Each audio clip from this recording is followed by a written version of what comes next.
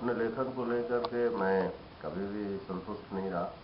मुझे हमेशा लगता रहा कि मैं ज़्यादा लिख सकता था और अपने आलस की वजह से और कुछ अपने पेशे की व्यस्तता की वजह से मैं कम लिख पाया। लेकिन फिर भी साहित्य ने मुझे एक ख़ास तरह की पहचान दी, मुझे अंदर से संतोष हुआ और मुझे लगता है कि मैं लगातार दो जिंदगियां जीता रहा, एक लेखक की और दूसरे जिस पेशे में था मैं उस पेशे की।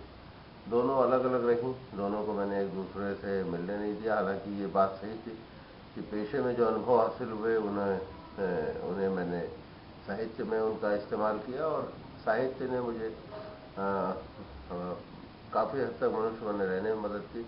अपने पेशे में मैं जानवर बन सकता था, लेकिन थोड़ा बहुत जो मैं मनुष्य बना रहा उसके लिए साहित्य का मैं ऋणी हूँ। तो इस तरह से साहित्य एक तरह से मेरे लिए खास तरह की पहचान रहा और जाहिर है कि बहुत ज़्यादा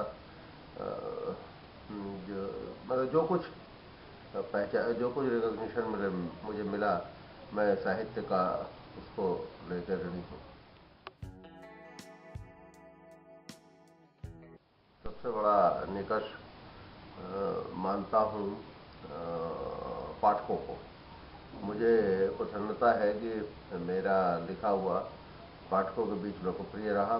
मैं जो कुछ लिखता हूँ, मेरी हर किताब में कह सकता हूँ कि 2 साल के अंदर एक नया संस्करण उसका आता है, तो बाजार में बिकती है और पाठकों के बीच पाठकों का स्नेह मुझे मिला। थोड़े बहुत सम्मान इधर उधर मिले, उनका कोई बहुत अर्थ तो नहीं है, लेकिन आपने उन्हें कहा है उनके बारे में बताने के लिए, तो मैं कह सकता हूँ कि जैसे मेरा उपन्यास जो तबादला है उसे अंतर्राष्ट्रीय हिंदू शर्मा का कथा सम्मान मिला। मेरा एक उपन्यास किस्सा लोकतंत्र है जिसे उत्तर प्रदेश हिंदी संस्थान ने सम्मानित किया। रणभूमि भाषा गद्य की पुस्तक है जिसे सप्तराष्ट्रीय सम्मान मिला।